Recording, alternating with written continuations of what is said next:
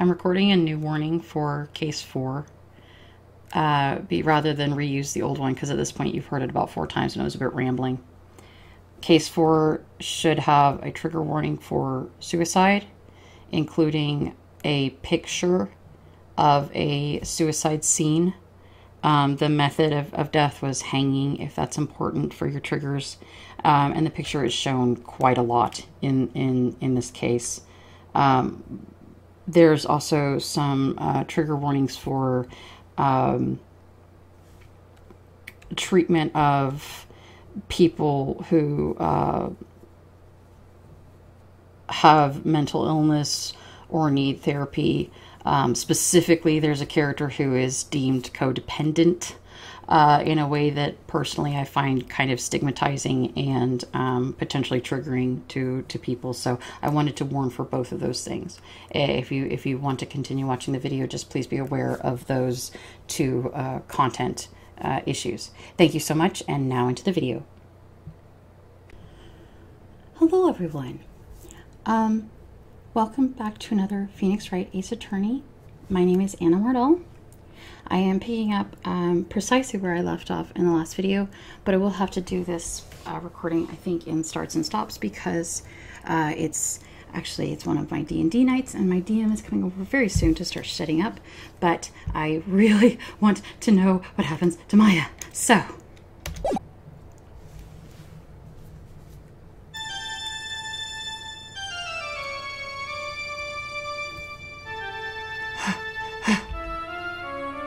ugh, how did I get into this mess?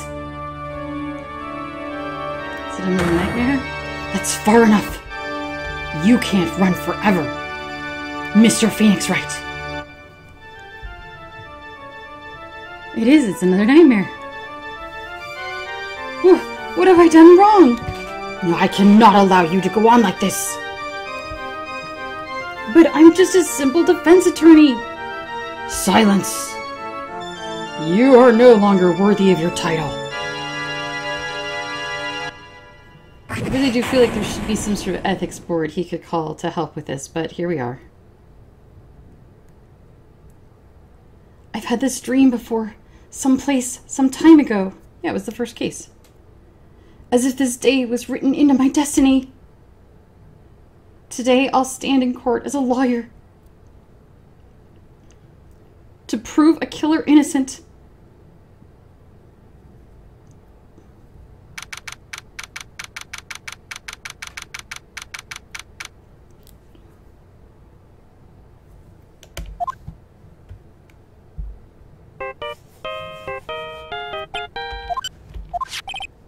Hello, this is Phoenix Wright. You don't look so well, dude. You're gonna prove me not guilty today, right?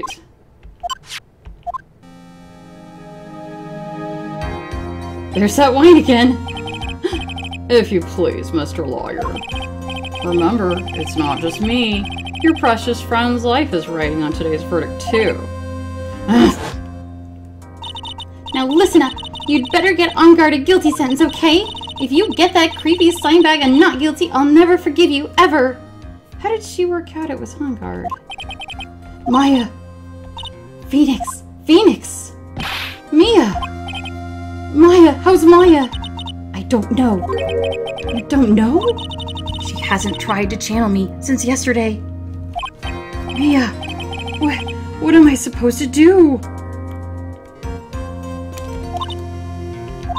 Well, like I said, for a lawyer, the worst of times are when you have to force your biggest smiles. But you can't give up. There's still some hope left. Stop it, please. There's nothing left. Not here. Not anywhere. Ugh, it's that accursed on guard again. Will you leave me alone? Don't call me anymore. I mean it. You're really mean, pal. Ah, Gumshoe! I'm really, really sorry! Where are you? They let me join the investigation team, and we're chasing after the killer, pal. I thought they fired you. I don't know what that was all about. Then you have some sort of lead? Sorry, but right now we've got 0 leads on the guy. But we're not going to give up yet. Gumshoe! Until the trial is over, until the verdict is handed down, we're going to do everything we can to find a killer. If we can get Maya out, then you can get on guard the guilty verdict he deserves, pal. That's true. I could do that if they found Maya first. Again, I feel like there's some ethical sticky spots with deliberately flubbing a case to let a murderer get a guilty verdict. Like, I get it, but I think that's not necessarily awesome. Oh, by the way, I was looking back over the... I took a break real quick between case, and I was looking over the comments, and I actually, it's funny because usually, because I record these so far in advance, that by the time the comments go up, it's like, oh, that is a good point, but I'm on another case, so I don't usually bring them up.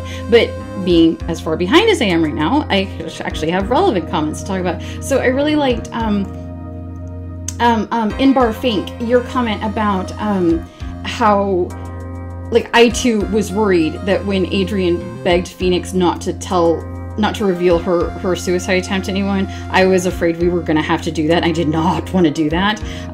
So, you know, and then Miles does it, and I don't know how to feel about that either. I really liked your idea that his apparent suicide note really was a suicide note, and he changed his mind. And now he's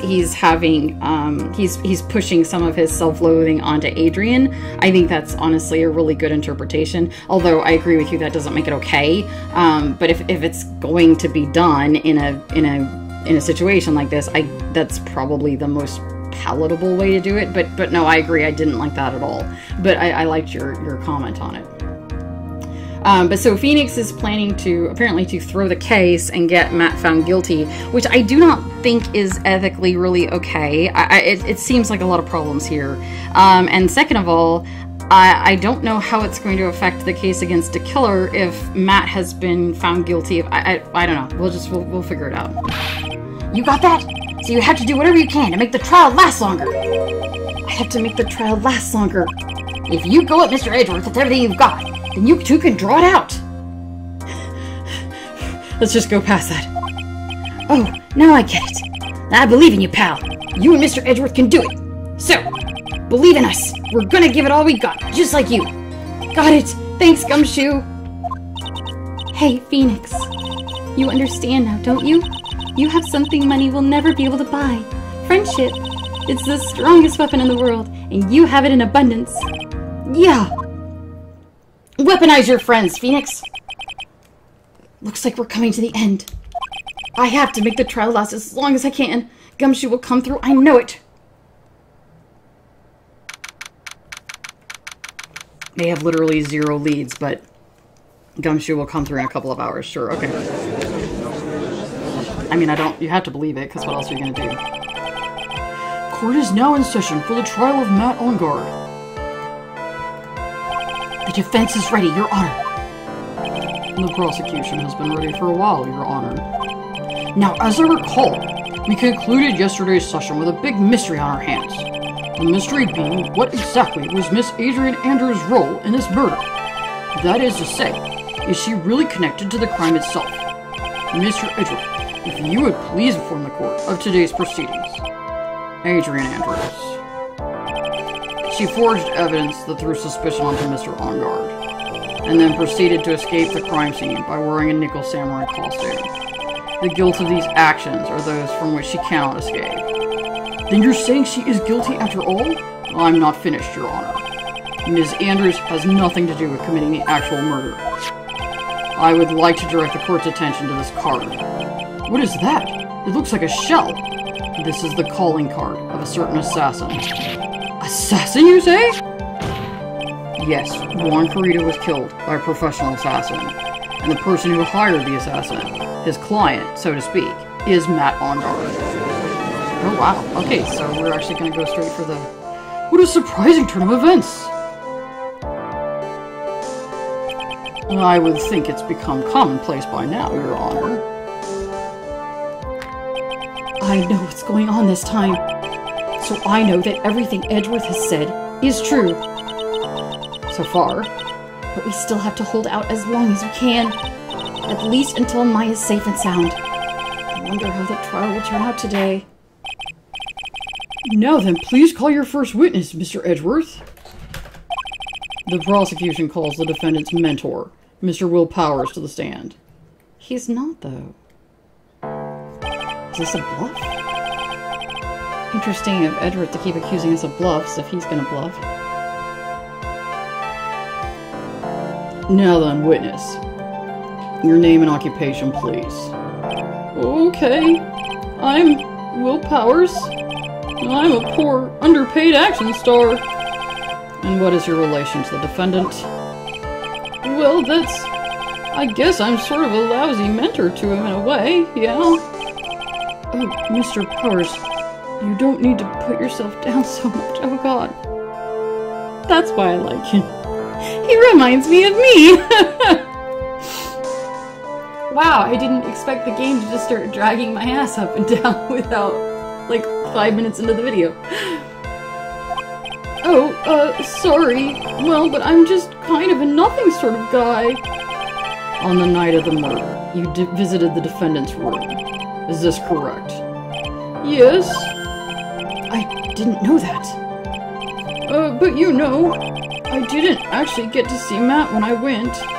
All you need to do is answer what you're asked. Now then, I would like you to please testify about when you went to Mr. Engarde's room. Okay, sure.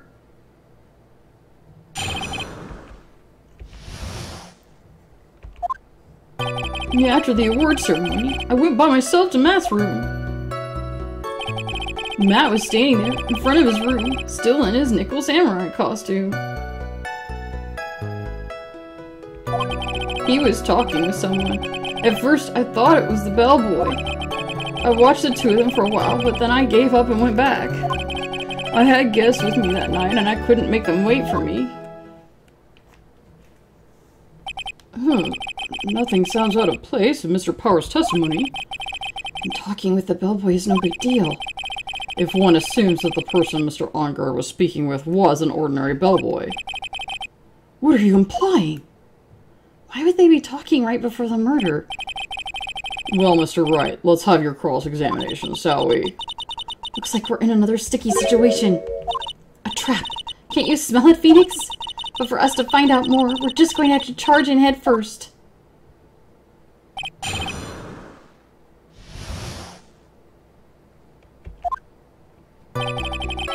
Well, you said to draw it out, so I guess we'll just press everything?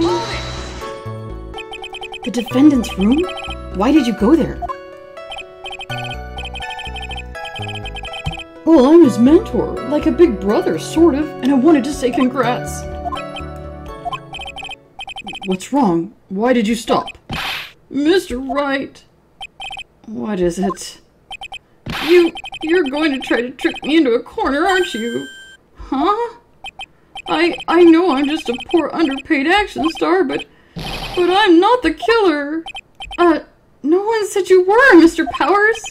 No, please, don't trick me. Every time you do your lawyer thing, the witness suddenly turns into the bad guy. Every time? Witness, I will personally talk to the defense at a later time. So for now, please kindly cooperate and continue with your testimony. Sorry. So you went to the defendant's room, and then? Hey, wait a minute. When and how did I suddenly turn into a bad guy here?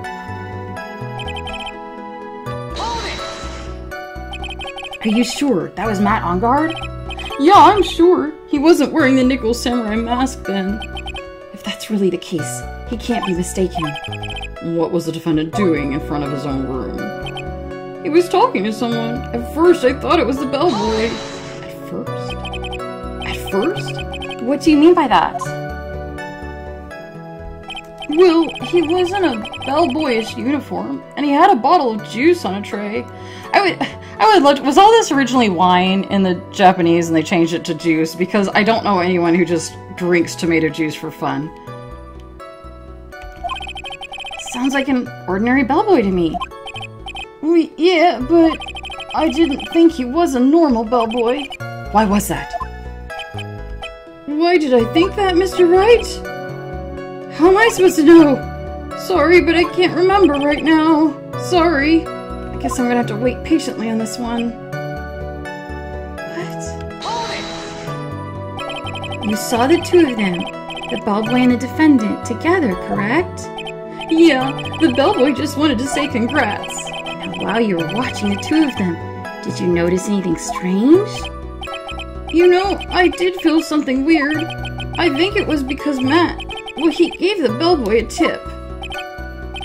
A tip? That's a perfectly normal thing to do. How long did you watch the two of them? Not more than a minute or two, I think.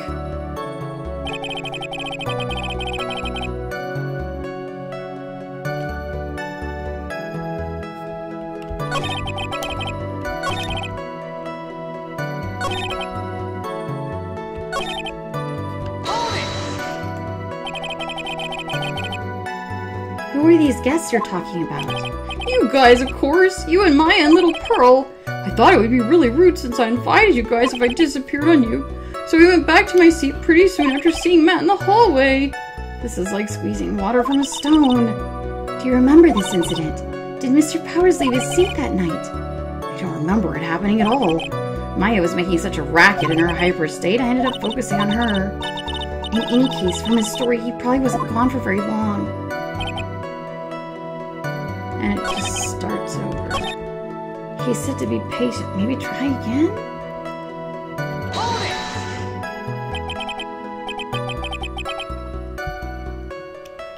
But this is what we saw before.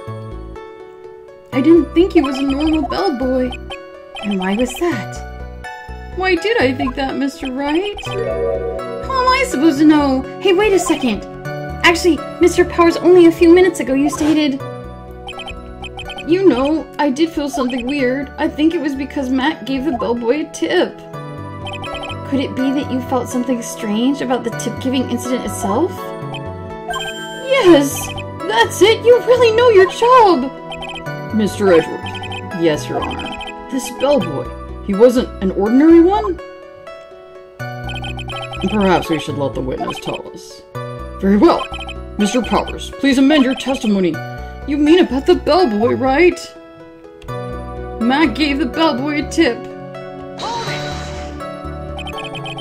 So he gave the bellboy a tip.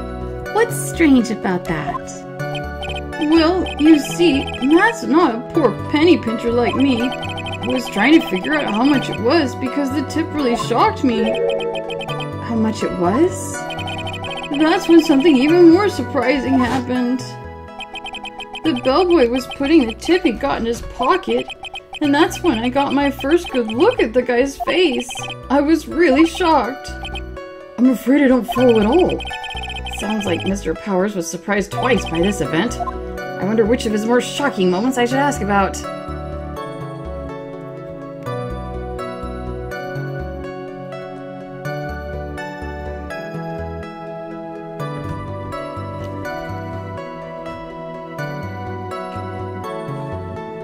I want to know about the tip, though. I know what the bellboy looks like. The defendant is a huge star. He can afford to give generous tips, wouldn't you agree? Sure, but giving him that much was maybe a little too much, I think. A little too much? Would you please clarify for the court? About how much would you say the defendant gave to the bellboy? Honestly, I don't know. I can't even begin to guess. Why is that? He gave the bellboy a really, really fat roll of cash. A roll of cash? Oh, he's even standing with his shoulders hunched. How interesting. That certainly was a very generous tip, wasn't it? A very fat roll of cash. That can hardly be called a tip, Your Honor. The judge is beginning to look awfully suspicious of us.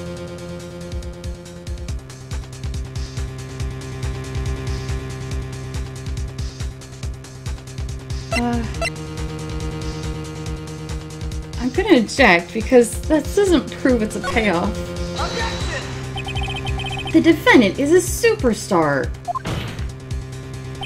That kind of tip is typical fare for people like him. It is. He talked about spending $3,800 on a toothbrush. Objection!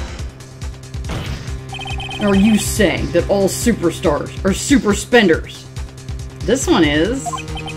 If I could receive large rolls of cash by simply bringing people things on trays, then why on earth would I stand around here prosecuting? Really? Your case hinges on the bellboy being an assassin because Otherwise, everyone would be a bellhop if you get one generous tip every few years. I don't even get paid, let alone rolls of cash for all my hard work. What do you mean you don't get paid? That's weird. You're defending literal the same superstar who spent $4,000 on a toothbrush. What did I just drop? Oh. So supposing that roll of cash was not a tip, what was it? Payment, Your Honor. Payment? Isn't it obvious? For the murder of Mr. Juan Corrida. Then, the bellboy the witness saw? Yes, he was the assassin. Or a go-between. You'd think an assassin like this would have, like, staff or something.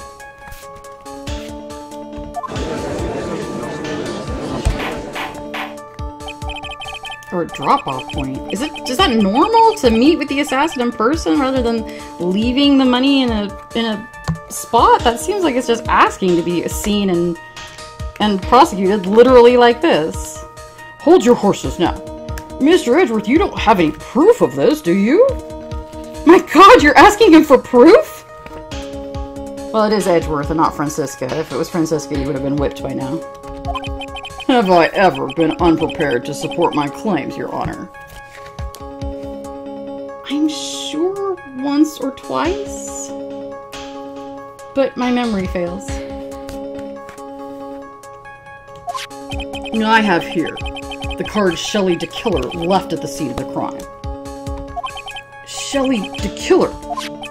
He is the person the police special investigation team has been chasing for ages. I am certain that the person the witness saw was this very assassin, Shelley DeKiller. Really? What's wrong, Mr. Powers? No, nothing. Something just clicked in my head and I think I just figured something out. Oh? Oh no. Actually, I saw that bellboy again later on that night. No, don't tell them about that. Shit. What?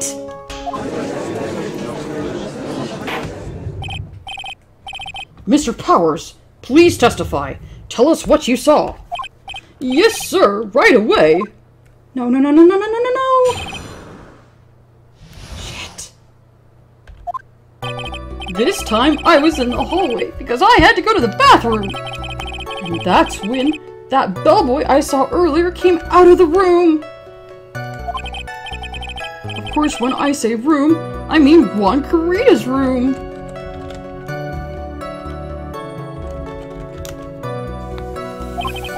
Now that I think about it, that bellboy did seem kind of out of place. Yeah, he had to be the assassin, I'm sure of it. Or just a killer who isn't my client? God, it's a shame that we actually know that he is the killer because I would be calling so much bullshit all over Edgeworth, like, oh, you can't win your case against my client, so now the actual killer was definitely hired by my client, like, could you be any more desperate?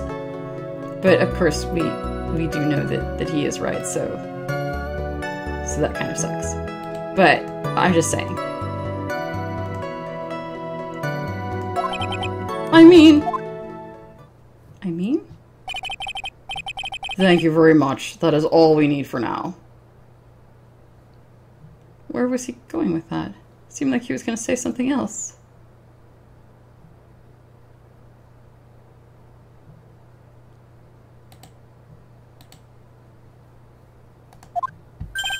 Huh?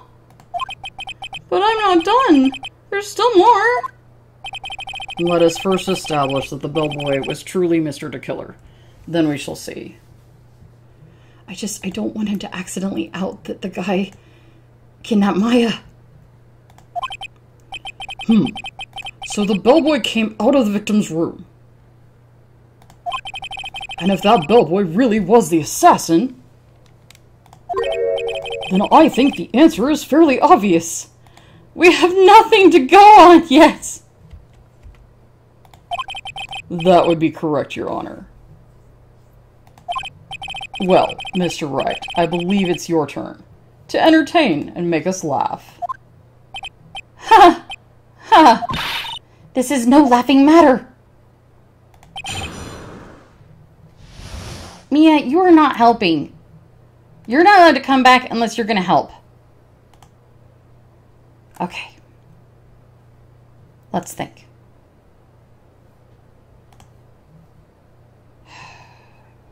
We're not trying to get to the bottom of this. We're trying to...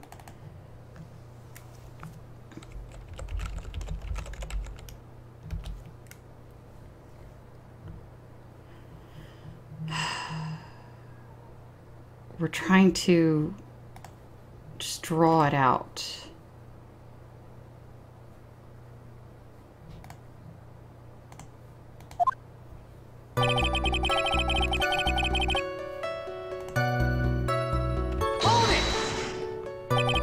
What time was this?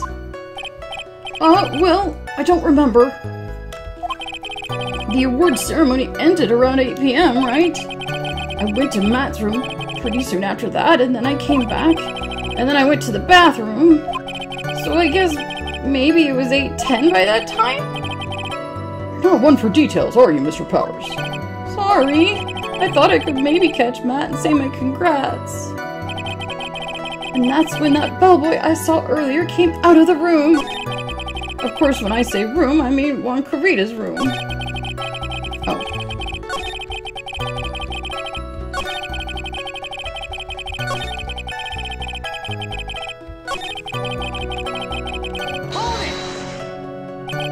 Are you sure it was the same bellboy? Yeah. How could you tell? All the bellboys wear the same uniform after all. But you see, he had those stitches in his face. So I'm sure it's the same guy that was talking with Matt. Which room did the bellboy come out of?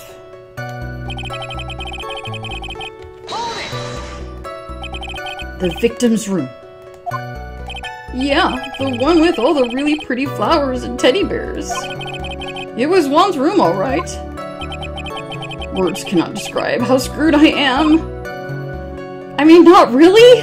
You proved that a bellboy who was generously tipped entered the victim's room at some point. Let's continue with the testimony, shall we? Like, Ken, we know that he's guilty, but this is flimsy as heck. I'm just saying. Now that I think about it, that bellboy did seem kind of out of place. What exactly was so out of place about him? Right. Why the insipid grin? Maybe because I have no idea what damaging thing he's going to say next? Well, the bellboy was empty-handed. Empty-handed? That bellboy was one of those room service people, right? He wasn't pushing a cart, and he wasn't holding a tray either.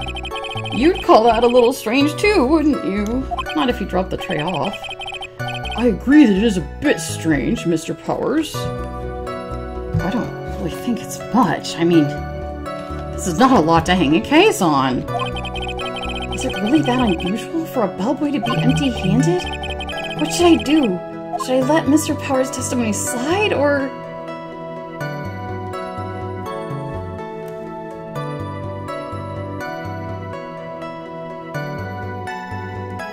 But wasn't there a tray of tomato juice?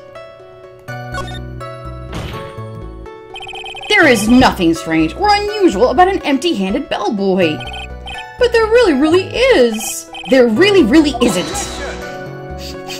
If you two are done being school children, bellboys are for room service. There is no reason for them to be empty-handed ever. Your Honor, I ask that the witness's previous statement be supplanted with this new one. Edgeworth, are you going to do whatever you can to make the bellboy look suspicious? I see. Very well. This court recognizes and grants the prosecution's request. Mr. Powers, if you could amend your testimony, please. Yes, sir. No, I'm sure that there was a tray of... Wasn't there? It's been a while, but Right there!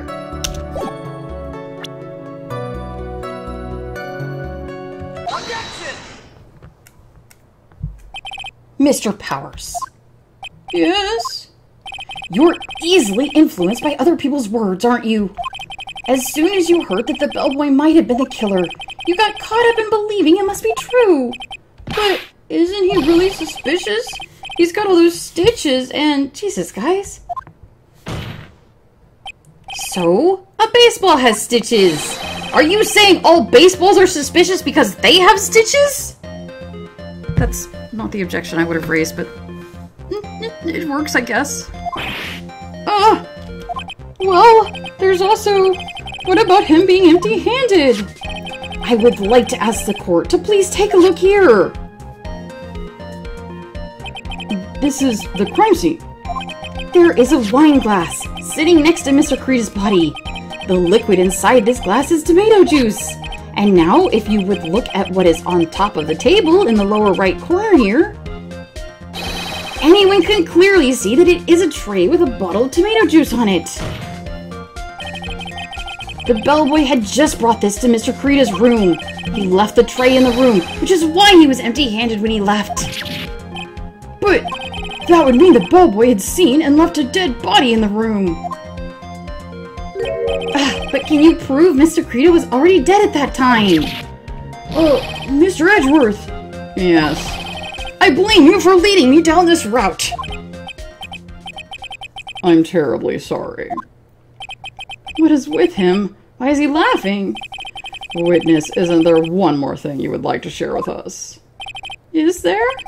The bellboy was empty-handed, or should I say, empty-handed? What? What does that mean? What does that mean? Empty-handed? I recall you had something interesting to say about his hands. Oh yeah, I almost forgot. Huh? What? That bellboy was wearing gloves. What? Why would he? Well, maybe it's a sanitation thing. I mean, we know why, because he's a killer. But this isn't proof that he's a killer. Gloves? Yeah, pitch black leather ones. All the other bellboys don't wear gloves like that, right?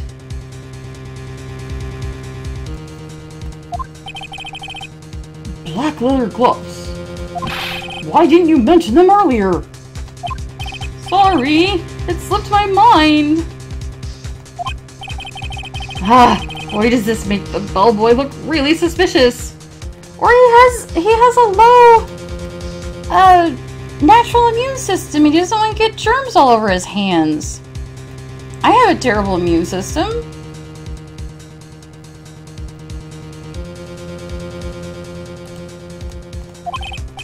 Alright, got to focus. I can't get lax here.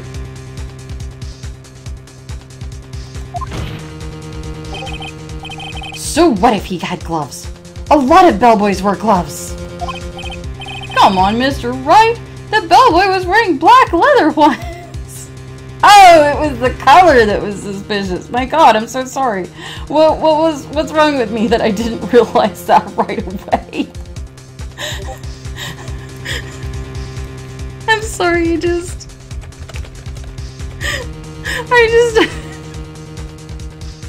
he's so earnest about their black leather ones. What else could be going on except that he's evil?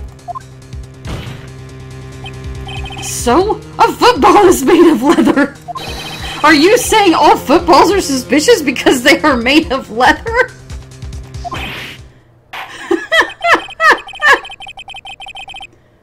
But that man, he received a large roll of cash from the defendant. And then he was seen leaving the crime scene wearing black leather gloves. I don't think that even someone like myself can believe he was just another bellboy. What are you saying? I don't believe that even myself could believe that.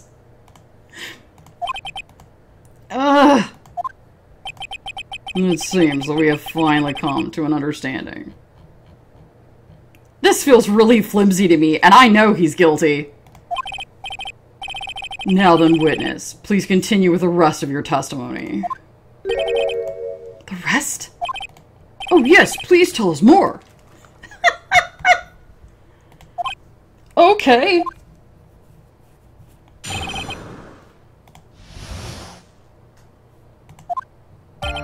After leaving Juan's room, the bellboy went and knocked on Matt's door, just like that. He gave something to the person inside the room.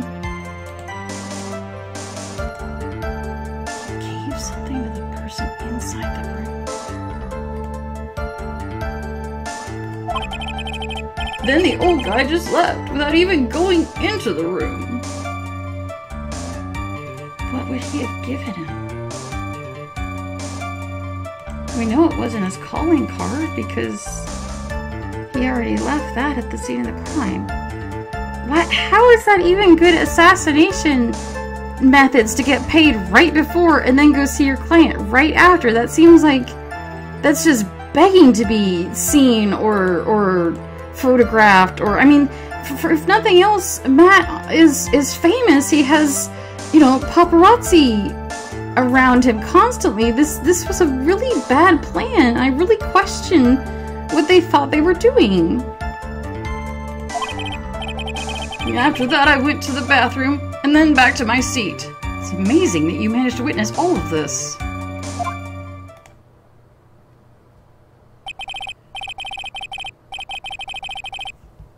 So the bellboy, after leaving the crime scene, next went to the defendant's room? Yeah, I kind of saw all that by accident. Some accident? I'd say you saw too much. Yeah, I'd say that too.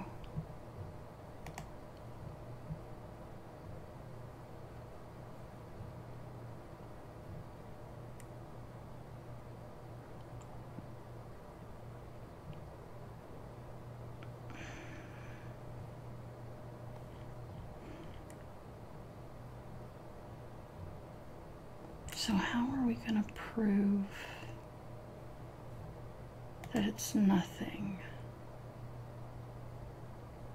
Well, we can set down an objection based on the whole, just because he got a big tip doesn't mean he's an assassin now. I mean, because that's really what Edgeworth's entire case hinges on. Well, that and the suspicious leather gloves. But that's a lot to try to hinge an accusation of assassination on. And all of it was suspicious to high heaven. Was it though? I think it's safe to say we can no longer consider this bellboy to be normal.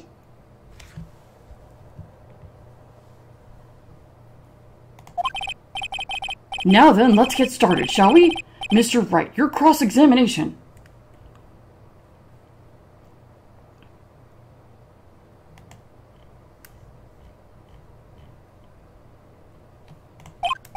Yes, Your Honor.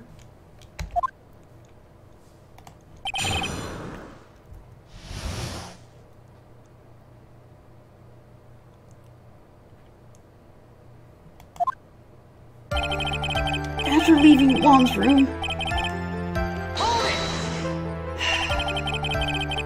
is that what you saw while you were busy spying?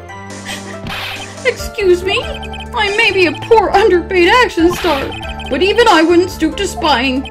Well, I think the point is, where did you watch all this from, Mr. Powers? Oh, from the door of the bathroom with my left eye in a sort of sneaky, spy-like. I knew he was spying. Please, does it really matter if he was doing it over or underhandedly? What did the bellboy do next? That's all I care to know. Hold on, I'm so sorry. I have to pause for just a second. And we're back, sorry about that. He gave something to the person inside the room. Hold it! I said hold it. Okay. That's better. What kind of statement is that? Please elaborate and give us a few more details. Okay. I love him. I should probably ask him only one question at a time.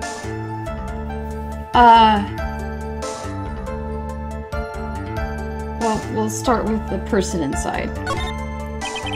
Who took this something the bellboy handed off? Oh, actually, I don't know. What do you mean? I'm sorry, but I only saw the person's arm. Only an arm? Then you're saying you didn't see the person's face? Yeah. Well, it was Mr. Enguarde's room, correct? So it could have only been Mr. Enguarde himself, I'd say. And then, what did the bellboy do after that? Oh, so after he gave the person inside the room the thing... No, I want... Hold it! Okay.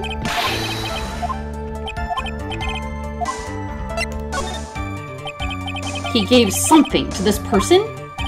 Yeah. And what was this something? If I remembered what it was, I wouldn't be calling it a something, would I?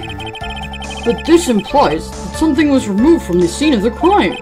Are you sure you really can't remember, Mr. Powers? I think it was something kind of small. I would like to summarize the testimony up to this point, if you don't mind.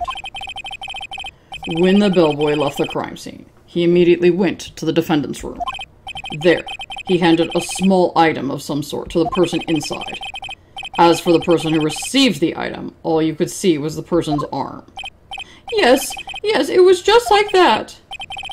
Mr. Edgeworth, is this all really that important? Of course, Your Honor. I think this is of the utmost importance. This is when whatever was removed from the crime scene was handed over to the client. Mr. Powers, please try to remember what it was the bellboy handed off. Well, let's see. I think it was... If you remember, please add it to your testimony. Yes, sir. If I saw it again, I could say for sure, but I think it was some sort of wooden statue. Saw it again? Does that mean we have it in our inventory? No, that's a wooden statue. No, that's a wooden statue. Is it the teddy bear wood? A wooden bear-shaped figurine. It's covered in thin cuts. Objection!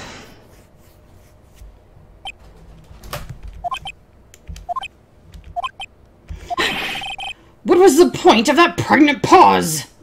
Where did that objection come from? Well, speak up. It was me, Your Honor. What is it, Phoenix?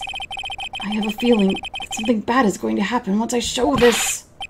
Mr. Wright, if you have something to say, please spit it out. Yes, Your Honor. Okay, Phoenix, deep breath. Mr. Powers, the something you saw. Was it this item? Oh, hey! That's it! That's the something! Wow, Mr. Wright, you really figured it out! I recall we found this at Matt Enguarde's mansion. At the defendant's house? What does this mean? It's simple, Your Honor. Shelley DeKiller assassinated Juan Carita in his room, and then stole this wooden bear from the scene of the crime. Then the bear being found at Mr. Enguarde's mansion would mean... It goes without saying, Your Honor. Mr. Matt Enguarde is DeKiller's client. This is the weirdest assassination I've ever heard of. He's supposed to be one of the best in the world, So he meets with his client a few minutes before the murder, which is bad because it leaves a trail. He meets with him after the murder, which is bad because it leaves a trail. He gives him a trophy, which is bad because it leaves a trail. And he also did it while his client was alone, sleeping, and had no alibi whatsoever. This is the worst assassination I've ever heard of. I could do better than this. And I can't think that Matt wanted it this way. Order, order! I said order! Mr. Wright, this is a most unfortunate turn of events for you. Yeah. You know, I was just thinking about this today. I really like that for Phoenix, all the drama of this case is just that he doesn't want Maya to get hurt. He is not thinking about his perfect win record. Which I don't know if he has a perfect win record. We never hear about any. Well, actually, no, we do. We have Maya mentioned that if we ever had a guilty client, or if we ever had a client that we didn't get off, then we just wouldn't hang their pictures. So there haven't been clients in between the cases we've seen that didn't get off. We've gotten everyone we've ever represented off. We have a perfect record. But unlike Edgeworth, unlike Francisca, unlike whatever the dad's name was, the Elder Von Karm, I don't even remember, and the fact that would piss him off is just so sweet to me. We don't care about perfect record. We care about the truth. If Maya were not in danger, Phoenix would lose or drop this case without question. He wouldn't press forward to get the client off, even knowing that he was guilty. And that makes him very, very different from the prosecutors in this game, to be honest. Sorry, Mia. No, it's all right. Your judgment was sound. Actually, I figured the bear would come up. If not now, then it would have later on. Even if you hadn't shown it to the court, I'm sure your friend Edgeworth would have. I almost forgot that he knew about it too. I think it is clear that there is no need for us to continue this trial. I can't let this happen. I have to do something. There has to be something we've overlooked. Your Honor, a minute, please. Yes, Mr. Wright? There are still a few points left. We have not fully explored. What are you trying to pull? Edward, do you remember that you said we had to drag the court case out as long as possible? Like, that was your idea, wasn't it? Oh, well, we can't have that. All right, Mr. Wright, what questionable point would you like to explore further?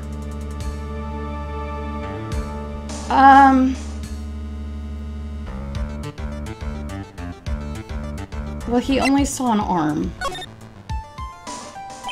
There was one thing in Mr. Powers' testimony that was very unclear, and that is the identity of the person who received the bear.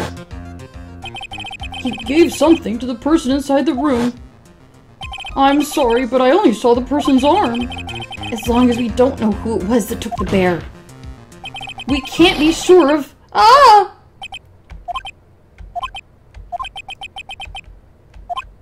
What is it, Mr. Powers? If you're going to scream like that, then at least give us a good reason why. Oh, yeah, sorry. Actually, I remembered who took the bear. What? Really? I mean, I only saw his arm, but the arm, it was the Nickel Samurai's arm, I swear it.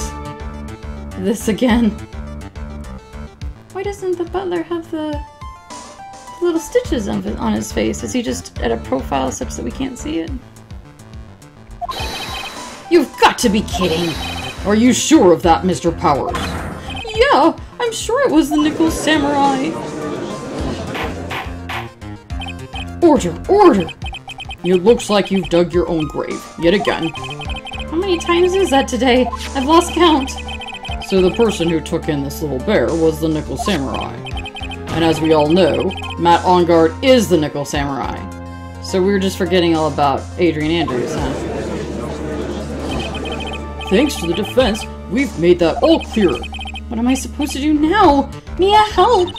You don't have time to act lost. You've got to find another angle to attack this from. Hurry! Now I will bring this cross-examination to Your Honor! Again, Mr. Wright? We have already removed any and all questionable areas of this testimony. It's about time you were removed from this court, Mr. Wright. Edgeworth! Have you forgotten we're trying to draw this out? I have to find something. There are still questions left unanswered. What are you trying to pull? Oh, well, we can't have that. What questionable point would you like to explore further?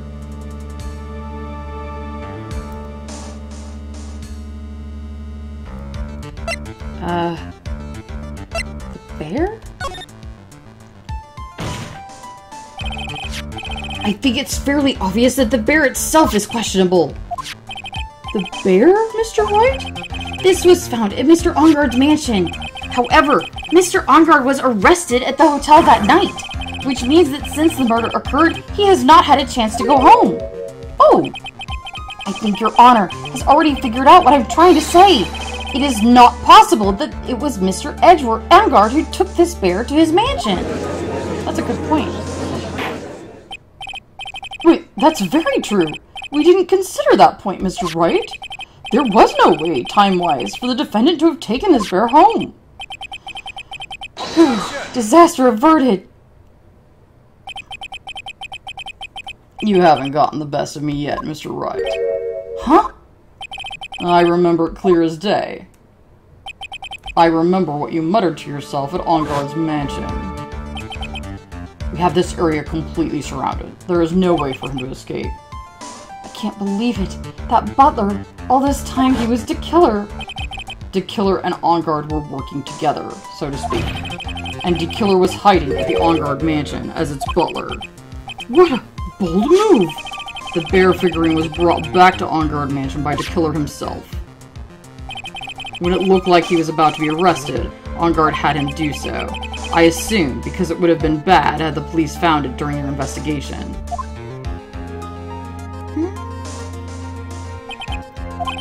Well, Mr. Wright, you've been quiet for a while now. This is too much. Isn't there anything I can attack at all? I think we've heard enough. We now know why the bear figurine was at the defendant's mansion, as well as who it was that received the bear from the assassin in his room. Everything has become very clear. The client who hired the assassin to commit the murder was Mr. Matt Engard. I see no reason for this trial to continue. Therefore, I will hand down my verdict. Thank you, Your Honor, for your understanding. You see, Mr. Wright, you could not win against the truth, could you? I wasn't trying to. I thought we were trying to drag it out. I knew it would turn out this way. After all, what Edgeworth has stated is the truth. Any last objections, Mr. Wright? I do want to point out about Adrian. Well, now announce my objection!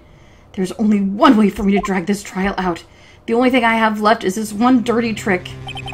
Your Honor, right now, we have two reasons to believe my client is the assassin's client. Reason number one, he accepted the bear figurine from the assassin. Reason number two, that very same figurine was found at Engard Mansion. However, it's possible this is all the work of a certain other person. What are you saying? What I am saying is, it's possible a different person is DeKiller's real client. The real client? Yes. Is this all you have? Now then, Mr. Wright, let's hear your theory. Who do you say is DeKiller's real client, and therefore the real murderer? I have to assume, and this is otherwise because I'm gonna get frustrated with Edgeworth and stop liking him. I have to assume that him insulting Phoenix is some kind of mutual kink they share, where Phoenix has like a humiliation kink and Edgeworth has like a be an asshole kink. Because otherwise it's gonna start pissing me off. Like, there's a difference between the tete-a-tete of, I know this, I know that, and then there's the constant insults, which just honestly sit on it and spin edgy. Okay, but that's just me. I've had a long day. I'm gonna say Adrian because, and I know they're playing it up like Phoenix is, that this is a dirty trick and he's bluffing everything, but if Matt, they kind of cheated, didn't they? Because they had Matt confess to us that he's totally evil and he's the killer. And so we know he's the killer. But if he hadn't done that, if he hadn't confessed, if we didn't know, this is a circumstantial. You saw an arm take the bear, but it could have been Adrian in the costume. We don't know.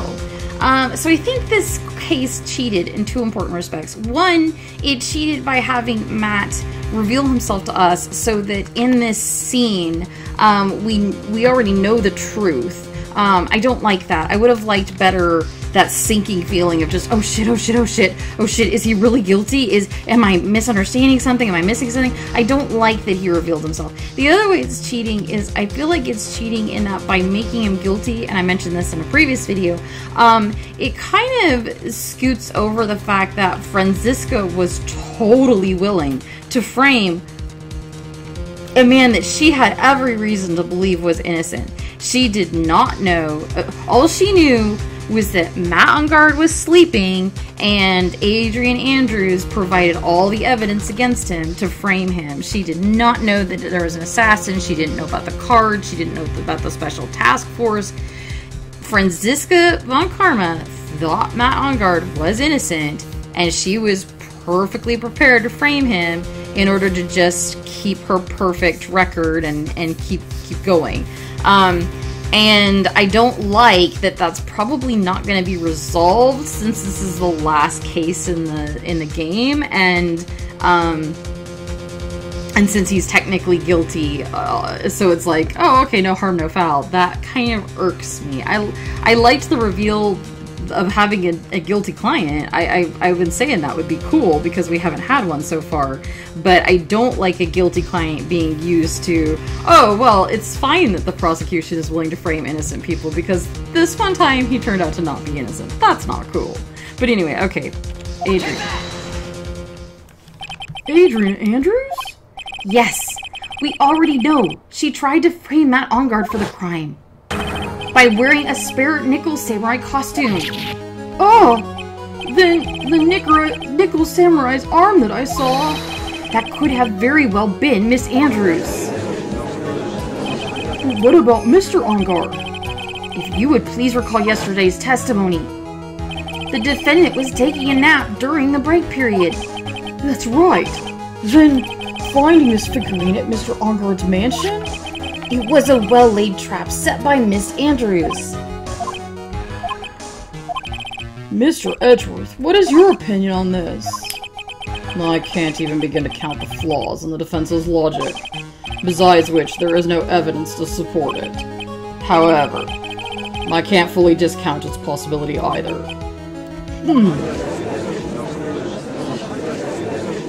What is with this trial? Come on, anyone can tell Engarde did it.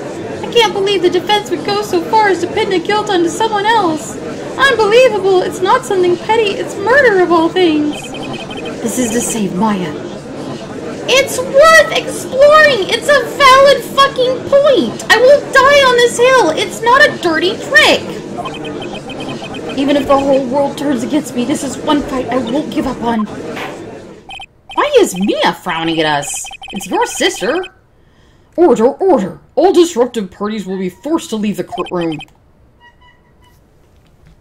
What, come here. Oh, is it because I'm getting angry? It's okay. Everything's okay. Everything's okay. Come here. Come here, Chipster. Yeah, come here. It's okay. Yeah, you know Mommy's been stressed. And you heard her shouting and you thought, oh no. Oh no. Everything's okay. Everything's okay. Your Honor.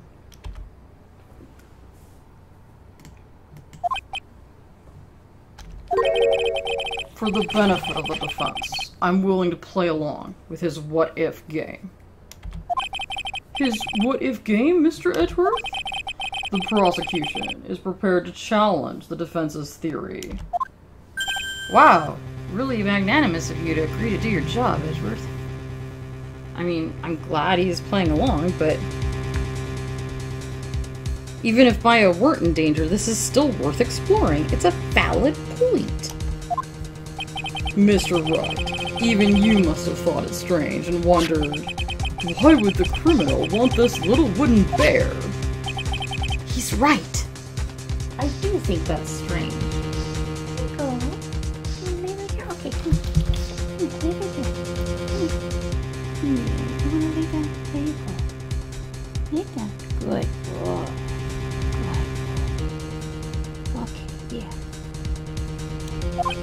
The killer did specially bring that bear to On Guard right away. Why do you ask? Is there something special about it? Absolutely. And I'm sure that once the court knows its significance, the true killer's identity will become crystal clear. Your Honor, the prosecution calls upon a witness who will clear any and all doubts against Miss Andrews. Who would that be? It's quite simple, Your Honor. Miss Adrian Andrews herself. You couldn't just say that, could you, baby? You had to give her grandiose. He's such a drama queen, isn't he? You think so too, don't you? Yeah, Chip thinks so too. He's lucky he's pretty. He's lucky he's pretty.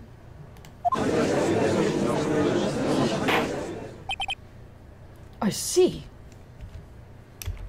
Well then, the court will take a short 10-minute recess. The prosecution will prepare its witness in that time. Yes, Your Honor. Does that mean? Oh, okay.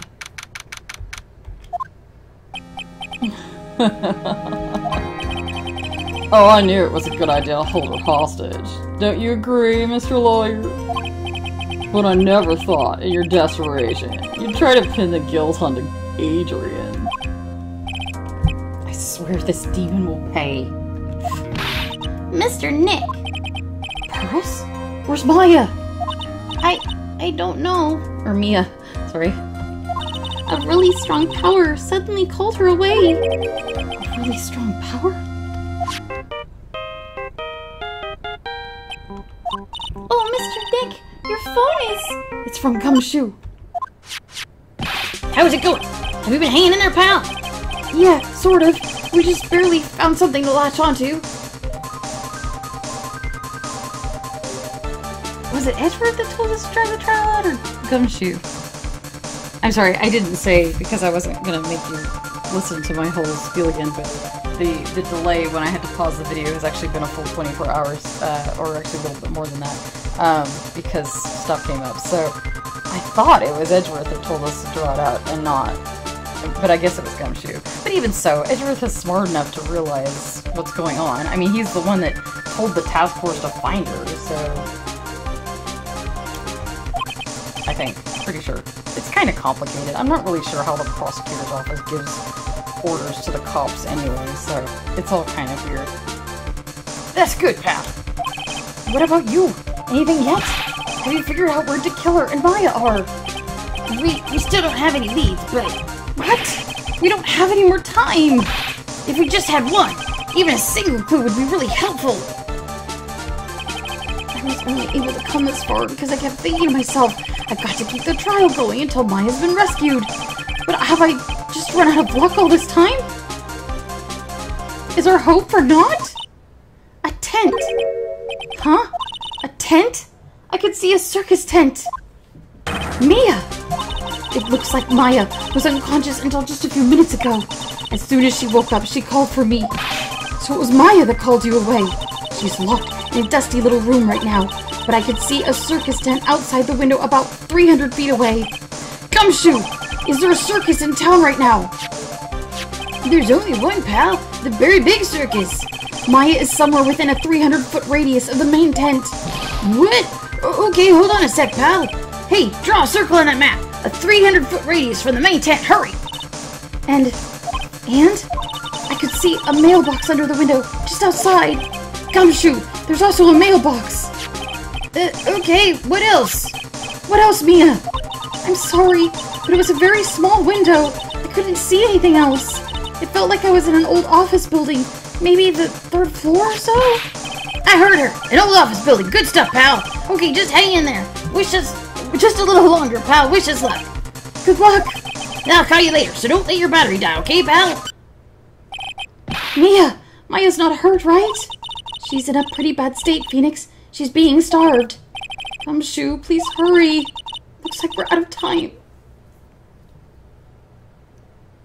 No, I need Maya to be okay. Are you alright, Phoenix? It's only a matter of time before Maya's rescued. I can do this. I just have to make the trial last a little longer. Okay.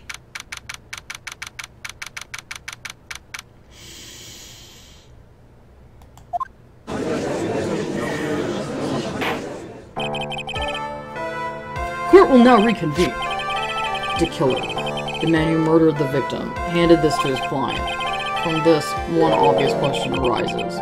Why this particular item? I believe the answer to that question will provide us with the name of the real culprit.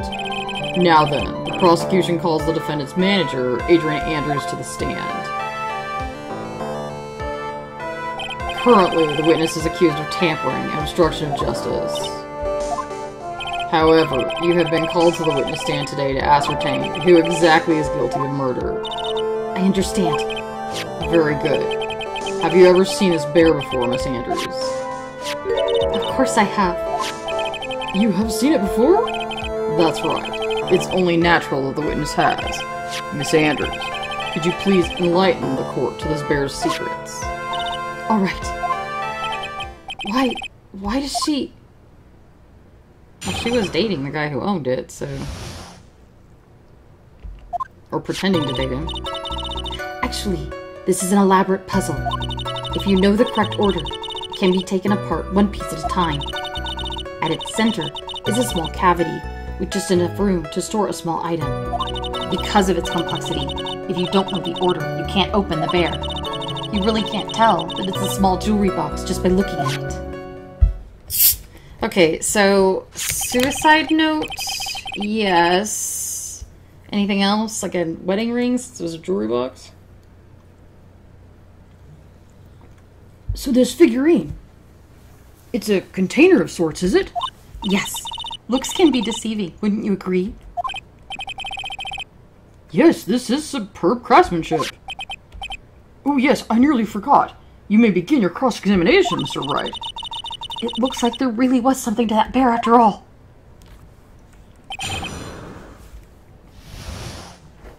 Alright. Let's draw this out. Hold it! A puzzle. That's right. But it looks like an ordinary figurine. True enough. To people who don't know, I'm sure they would never guess this was a puzzle. What kind of puzzle is this exactly? Hold it! So you can take it apart. How would one go about doing that? Well, you first turn its tail to the right and push it in. Oh yes, I see. After that, the arms and legs are free to move and can be removed. Oh, this is most interesting. A boy and his new toy. It's like he's 5 all over again. Take your time, as long as you need. Oh, don't mind me. Go ahead and carry on. I think he's lost it. What do you find after you take the puzzle apart? Let him play with it! Hold it! How do you know about this? I know, because I was the one who bought it. Huh? It was a souvenir from when a friend and I went to Switzerland. Then this was a present from you? That's right. It was a puzzle in the shape of a bear, so I thought it would be perfect for Juan. It was a present from Miss Andrews? Witness, let's continue with your testimony. Was it like a wedding present? Who exactly knew how to solve this puzzle? Only the two of us, Juan and myself. You bought it for a mattress the last time? It was a souvenir from Switzerland, so I doubt there are many people with this same bear in this country. This looks like it can be easily broken, especially if someone wanted to get at what's inside. Well, it's a toy, but it can never be the same again once it's been broken. Hold it! Who else knows that this bear is actually a small container or jewelry box? I never told anyone. As long as Juan never told anyone either, then only the two of us knew. So why would the killer and On Guard know it was important to keep? The two of you. Then of course that means Mr. On Guard didn't know, right? I think this is about all I'm gonna get for now.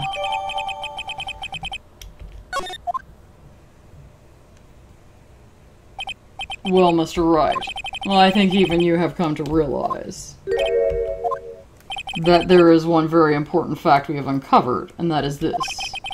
This bear is actually a jewelry box. Yes, honey, even I realize the thing that we just spoke about at length with a witness. You got me there. Now that we have agreed to this point, there is only one logical question that can come next, and that is this. What is inside the box? What's inside? That's right.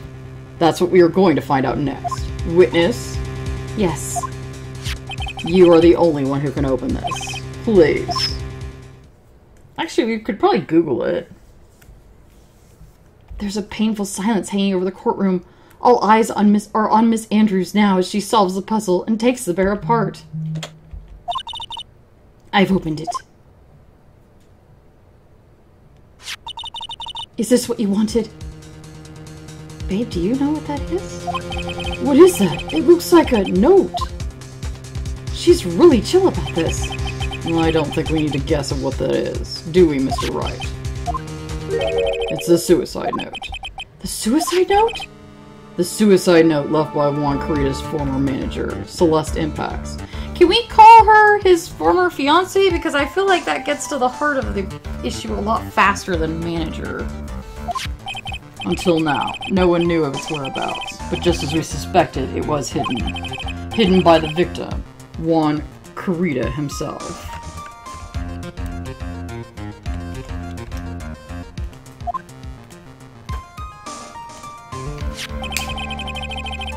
It seems Celeste Impacts had very beautiful handwriting. Edgeworth.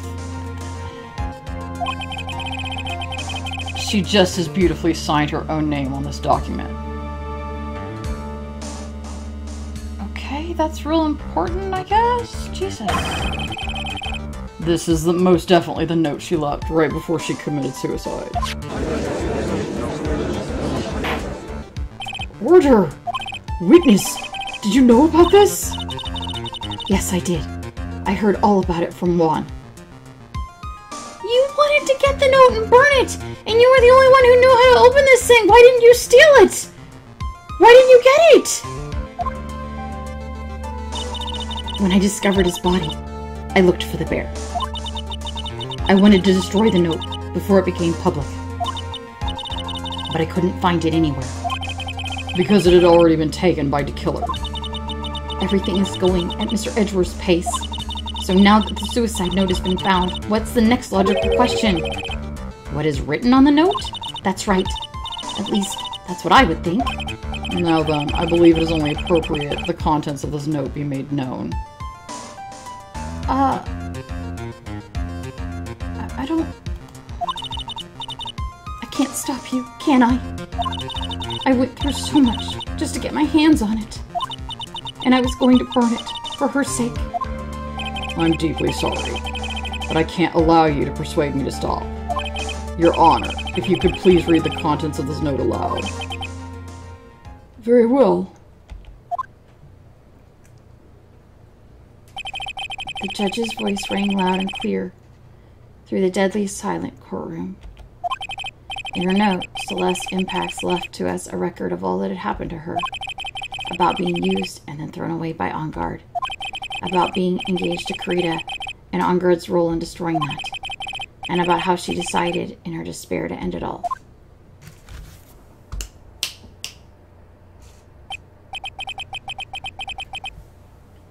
And that's all Ms. Impacts had to say.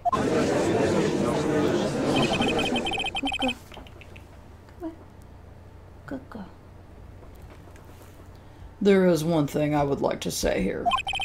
The prosecution has no interest in slandering Mr. On Guard. Then, why?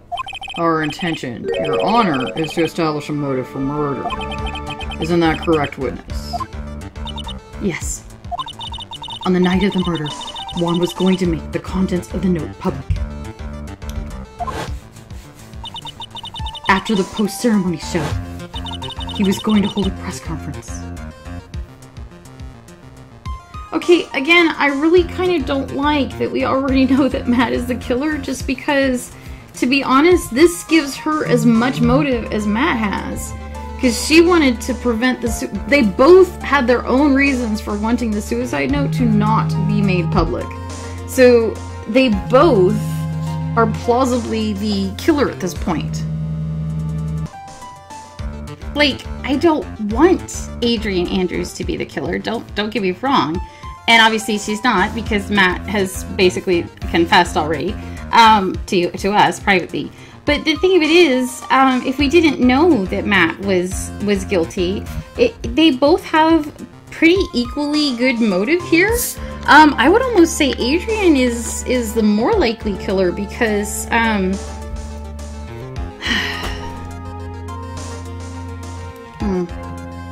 how can I say this without being stigmatizing? Because I don't want to be stigmatizing. Adrienne seems very obsessive about this. I mean, she started dating her mentor's ex-fiance, which is kind of, I don't want to say it's incestuous or creepy, but it's not something that most people would feel super comfortable with. She started dating the man who broke her mentor's heart, the man who jilted her, very publicly called off the wedding engagement, or their engagement, and directly led to her death. So Adrienne directly blames Juan Corrida and Matt Engarde for Celeste's death. And instead of just avoiding these guys for her entire life, which seems like the self-care option, she decided to work for Matt and date, possibly have sex with, we don't really know, but be intimate with Juan. So these two men that took away the person she cared most about, she has dedicated her career and dating life to being around these guys 24/7. In order to get back Celeste's suicide note, and get rid of it, and she didn't also harbor thoughts of hurting the men, of perhaps killing Juan and framing Matt Engarde, getting them both back, because that would be kind of, honestly, again, if we didn't know Matt was guilty, that would be a beautiful Phoenix Wright coup de grace case right there, where the innocent young woman that seems so such an unlikely suspect turned out to be a mastermind who wrought perfect revenge on the two men she blamed for killing her mentor and destroyed the suicide note, and what perfect, beautiful revenge that was. Whereas with Matt, let me see if I got this straight. He knew that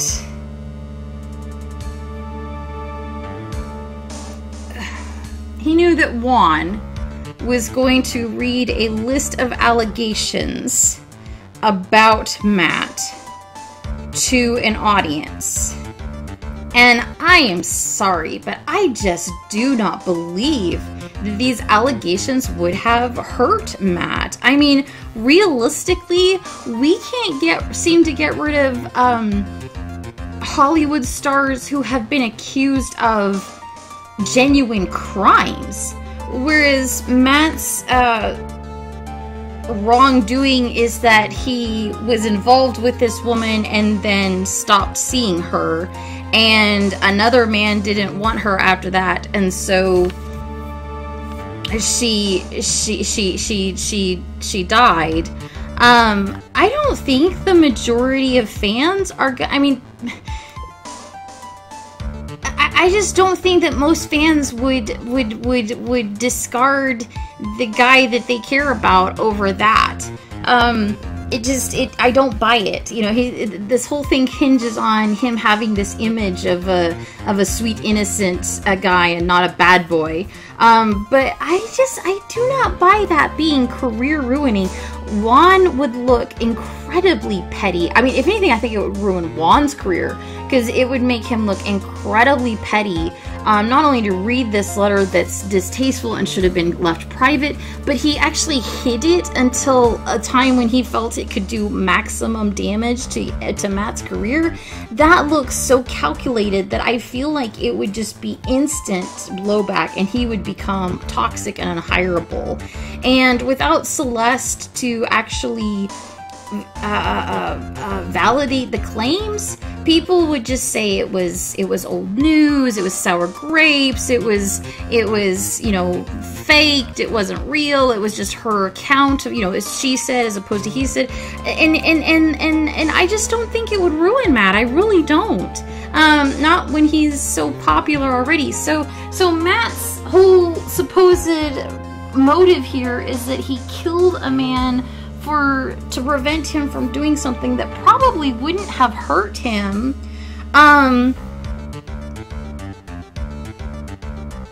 So if it came down to, so Anna, who do you think did it? Do you think it was the obsessive girl who's dedicated her entire life to taking revenge on the men who killed the woman she cared about, or do you think it's this playboy who couldn't possibly not really be hurt by the allegation that he's a playboy? I know who I'd put my money on. So I liked the reveal, don't get me wrong. It was like, oh cool, you know, he's got a brandy snifter to evilly switch around. But I also kind of don't, because if you were following the case organically without having one person or the other confess, I would not believe it was him. I would not believe it. I think it's so much more plausible that it was Adrian. And I like Adrian, don't get me wrong.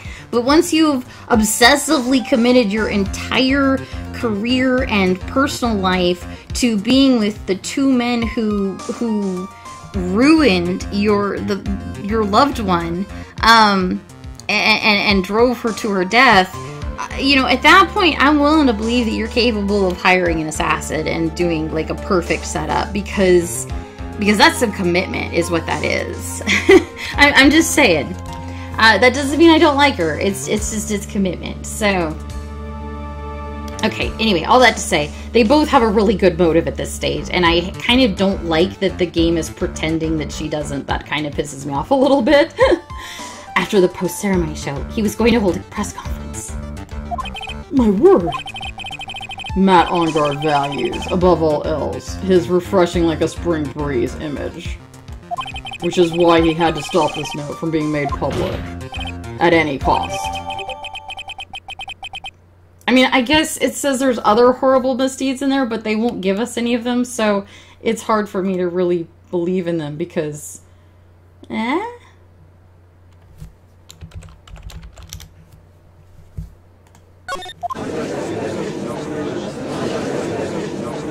It's Engarde's fault that woman killed herself. And this time he even went so far as to kill someone to stop him from revealing that. What a selfish person. I guess there are slimeball lawyers out there who will defend these creeps too. I'm reminded of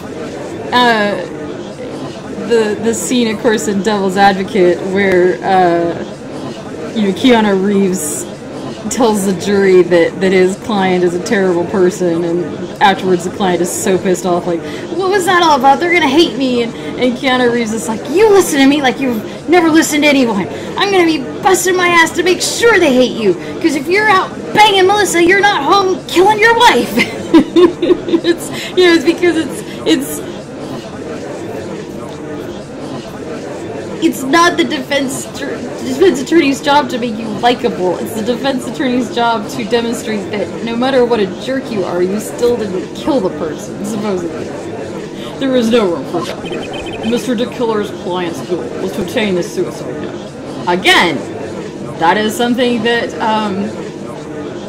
Adrian wanted. And the only person who needed this note that badly is the defendant. That is not true! And let's not forget that the bear with the note inside was found at the defendant's house. It seems we have come to the truth at last. The defendant's motives were entirely selfish. He deserves no sympathy from anyone. How am I supposed to escape from this one? Why the hesitation, Phoenix? Gumshoe hasn't called yet, so you know what you must do. I have to carry on and buy him more time. Okay, there are 2 deadly pieces of evidence. The figurine and the suicide note. Maybe somehow I can find a way out of this situation through one of those. The gavel is already in the judge's hand. Phoenix, hurry! Suicide note or the figurine? Which should I pursue? Okay. Let me think. Let me think.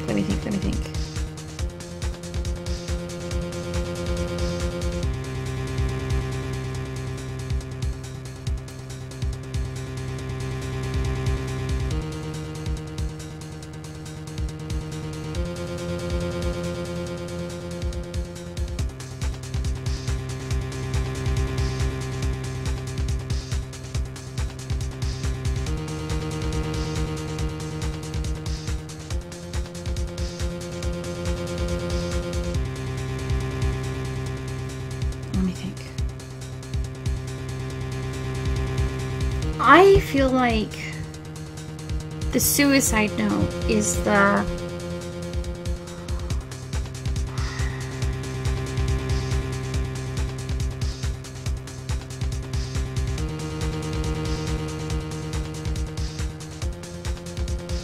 I feel like the suicide note is... I mean... Adrian knew about the bear. Adrian knew about the note. We have no evidence that Enguarde knew about either of those things. I'm not even sure how he would. Who would have told him? Was it... Did Adrian tell him? No? How did... Okay, so the note. Objection! Please wait, Your Honor. Oh man, look at that lawyer. It's like he doesn't care. I think Your Honor believes that Matt Enguarde killed in order to obtain this note. Yes, that is correct. But that seems a little strange. In fact, I think there is a contradiction here. This note was hidden by Mr. Kurita until the night of the murder. If that is the case, I say that Matt Enguarde could not have known what was written on this note. Oh, I didn't think of it that way. Exactly, but I did think of it that way, and I thought it was rather strange. No one in their right mind would kill for a note without first knowing what it said. I mean, even Aunt Adria didn't know what was on the note. Order. You make a valid point, Mr. Wright. Mr. Edgeworth, what is your opinion? It was just a flash, but I think I did rather well in this one. Unfortunately, I think he believes differently.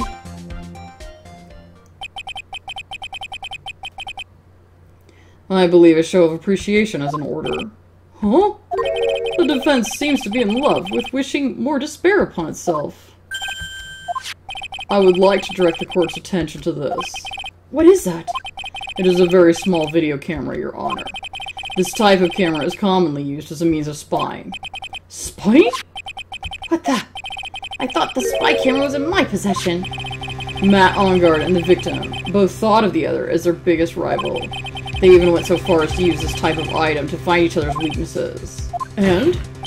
The victim, Juan Kurita, was being spied on. His personal life was being watched by none other than Matt Enguarde. Order! Mr. Wright. Yes, Your Honor. Don't tell me you knew about your client's spying activities. Why would that affect whether he knew about the note? Do you think Juan was taking the note out in the evenings and reading it aloud to himself?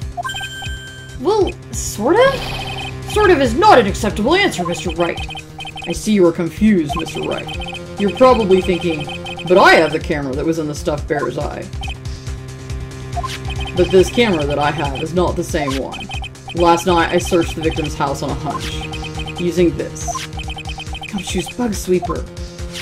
By the way, Mr. Wright, the defendant's fingerprints were found on this camera. Matt Enguarde's fingerprints were on there? Well, Phoenix, it looks like those cameras were hidden all over the place, huh? What am I supposed to say? Well, I think this is the end. It's fairly obvious that Mr. Engard learned of the suicide note through this. He was watching the victim all along. He got me through this time. I don't have anything to counter that.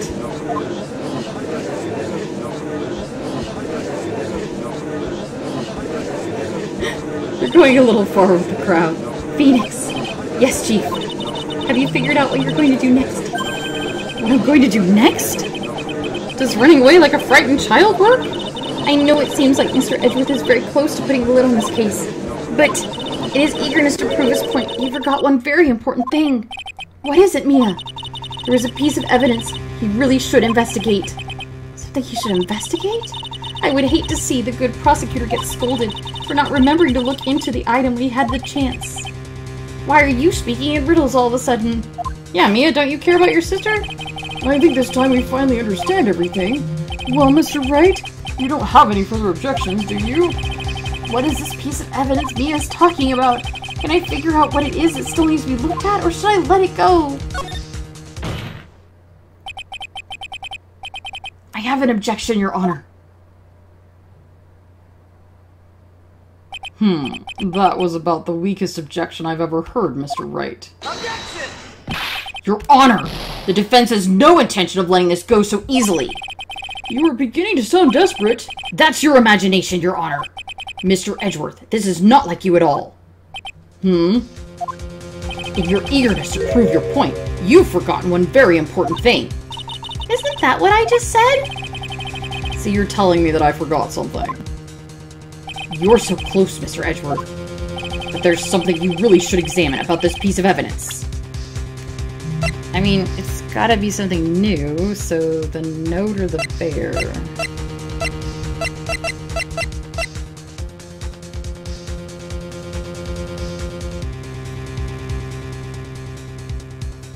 Okay.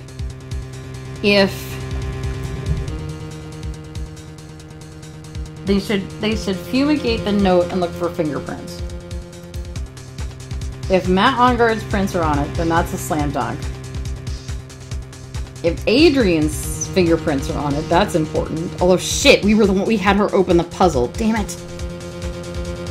That would have been useful too. But still, it's the note. I have to think it's the note. That is Miss Impax's suicide note, right? Who knows? I mean, sure, this suicide note was found inside this bear, but this bear was in my possession until only a few moments ago. Which means the handwriting on this suicide note has yet to be analyzed. Oh. So, as to whether this pivotal piece of evidence was really written by Miss Impax or not, that has yet to be even remotely confirmed. Adrian could have written it. Mr. Wright, you can't seriously be suggesting... Mr. Wright, are you saying this note is a fake? Miss Andrews, you were the one who tried to pin this murder on Mr. Engard. Who's to say you didn't create a fake note and put it into this bear? How dare you! Objection! Your Honor, the defense is indiscriminately accusing the witness again. There is no evidence linking this witness to the suicide note whatsoever. There is every piece of evidence! She was the one who knew how to open the bear! Objection! But if this is a fake, the witness is the only person who could have made it. What? Recall the witness's testimony concerning this figurine. The only person other than the victim who could solve this puzzle is the witness herself. Ah! Miss Andrews, you wrote this note, didn't you? You wrote it so you could use it to frame Matt Engard. I did no such thing. Objection! Right. If you're going to pronounce this suicide note a fake, then show this court some evidence to support your theory. Mr. Edgeworth, you were the one who presented this scrap of paper as evidence. That means the burden of proof lies with you, the prosecution. That's enough. Mr. Edgeworth, can you confirm the handwriting on this note? It is as the defense has stated. The handwriting is yet to be analyzed. If that's the case, it seems that yet again we have reached a point where a verdict is impossible. That's impossible! Edgeworth, do you not understand the game we're playing? Baby, you get too focused for your own good. This isn't good, Phoenix. The judge is going to carry the trial over one more day. I don't think Maya will physically be able to make it another day. That's not the point! We want another day so that Gumshoe can get her! Nobody in this game acts with any sensibility! I didn't want to have to do this, but I don't have a choice. I request that both the prosecution and defense further investigate. Handwriting analysis my butt! That's just a lawyer trying to buy more time! I think we've reached the end of the line. Maybe we should clear the courtroom. What is that sound? It's Gumshoe! Hello, Gumshoe? What is with him and that sigh? Where's Maya? What happened to Killer? He got away. What? I'm sorry, pal. I really am. I don't know what to say besides I'm sorry. I wish there was some way to make it up to you. I really do. What's going on? We found his hideout, pal. But the two of them are already gone. This is terrible. I'm going to keep looking for them, pal. Don't you worry. I just need a little more time. Don't tell me we don't have any more. Do you hear that? They're calling for his head. Mr. Wright, I can't. For us to come this far and... Oh! What is it? Let me talk to Mr. Edgeworth. I can't do that. Mr. Wright, would you please get a hold of yourself? Yes, Your Honor. I am about to end today's proceedings. You may take your phone calls after. Hold on, Your Honor. Edgeworth, catch! Take that! Mr. Edgeworth! Please, you've got to buy us some more time! Court is in session. You bitch! I'm sorry, Your Honor. You were saying. Mr. Wright, this is a court of law. I'm sorry, Your Honor, but... I am reluctant to do this. However, it appears I have no choice but to suspend proceedings until tomorrow. This time I really can't do anything. Court is now adjourned for the day.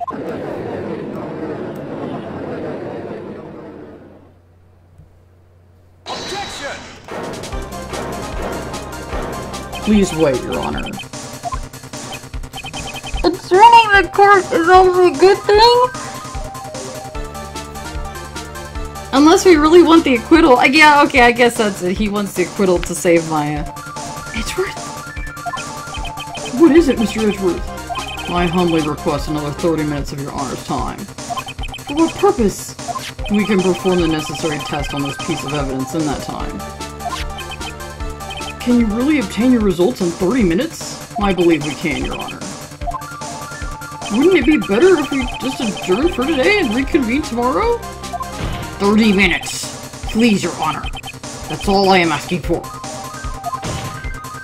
Please, Your Honor! Why are you doing this? If it comes back with her handwriting, then there's no acquittal and Maya dies. Very well. At the prosecution's request, this court will take a 30-minute recess. But be advised, I will not allow another recess today. I'm not sure if this is helping or hurting us. The court will now take its final recess of the day.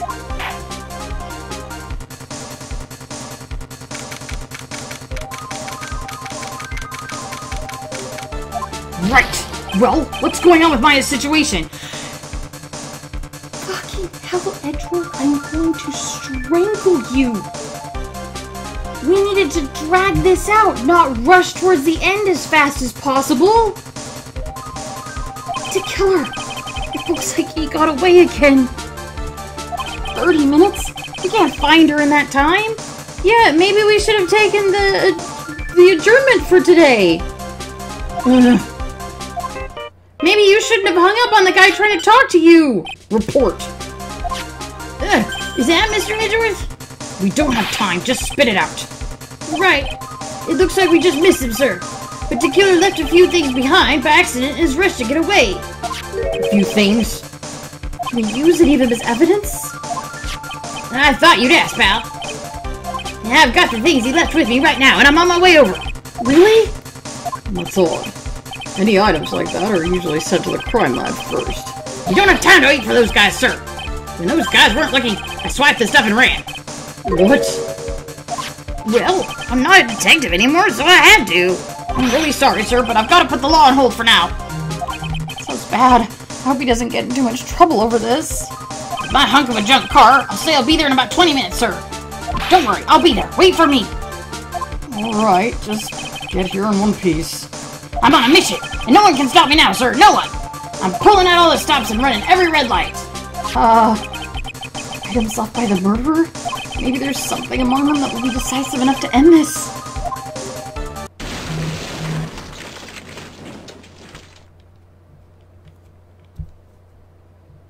Hey, what's wrong? Detective Gumshoe, answer me. No one can stop me.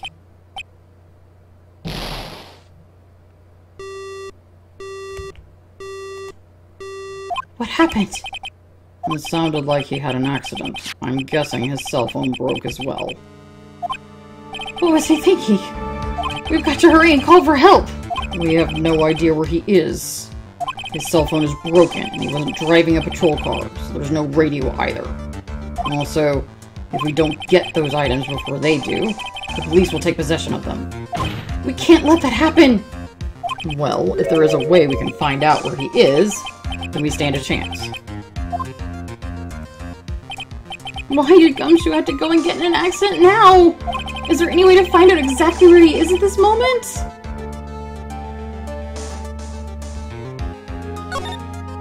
That's right, there is a way! What? How? I'm sure we can find out where the Detective Gumshoe is through this! Oh shit, I don't know.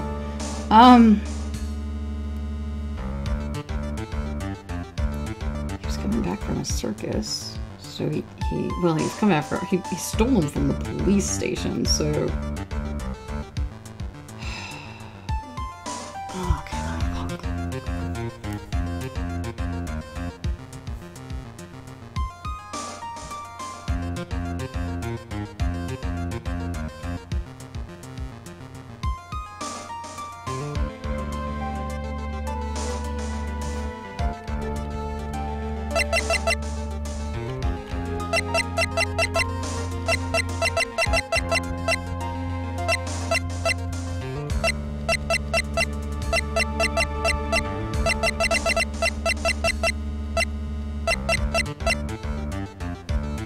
Why does that feel like it's relevant?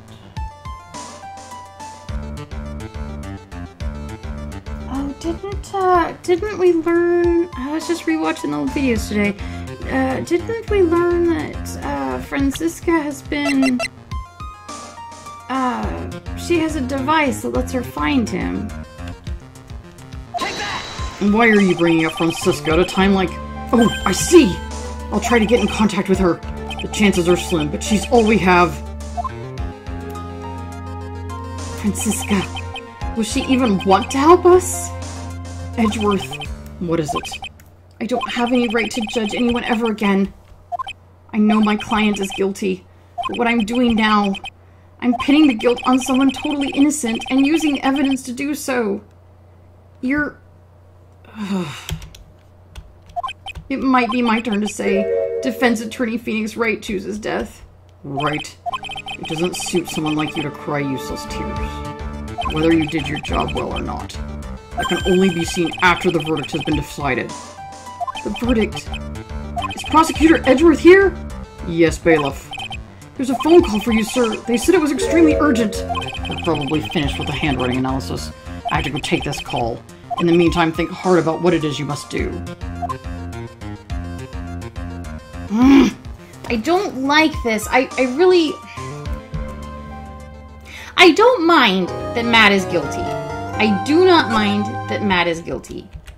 I do not mind that Matt is guilty. I mind that we know. Because if we didn't know, then I would still maintain that Adrian is the more likely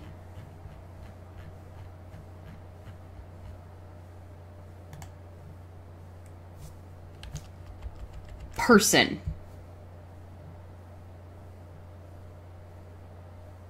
That's just me. I think that Adrian makes sense. And all this, you know, sadness of I'm doing the wrong thing and everything. It's like, I don't know. All right. I guess we'll close this one up and we'll go on to the next one. This one's going to be long too, and I had to take several breaks. I'm sorry about that. People kept calling. I will see you in the next video. Bye bye.